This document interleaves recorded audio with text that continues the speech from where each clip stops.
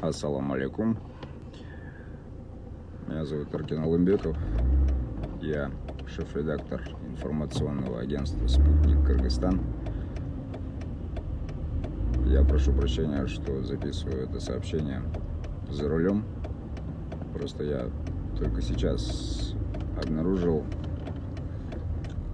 послушал сообщение, видеосообщение, которое вчера Дайырбек Орунбеков опубликовал в Facebook, где Каныбек Туманбаев подробно рассказывает, почему, по его мнению, Элиман Карымшаков, наш корреспондент, который снял расследование про строительство в Баткене, не прав, по мнению Каныбека Туманбаева.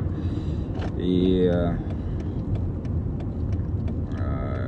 во-первых, я очень рад, что у нашей страны есть такие сыны народа, как Каныбек Туманбаев, оказывается, он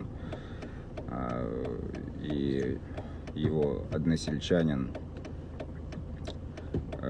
Давид Камбаров действовали, только в интересах народа, на благо народа. А Давид Камбаров, владелец компании Аманатстройинвест, вообще так свои деньги вкладывает, вообще ни копейки, оказывается, не зарабатывает.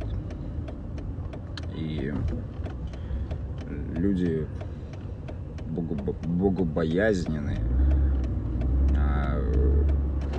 Это очень вдохновляет и становится гордостно за страну, что у нас есть такие достойные граждане. Вот. А по поводу того, что Дайырбек Орунбеков пишет, руководитель пресс-службы президента пишет, что ждем извинений Элимана, я думаю, правильнее будет, если я сам запишу эти извинения от своего имени, потому что Элиман сотрудник информационного агентства все-таки, а я шеф-редактор информационного агентства, и он оповещал меня о расследовании, и я был в курсе всего хода этого расследования. Поэтому и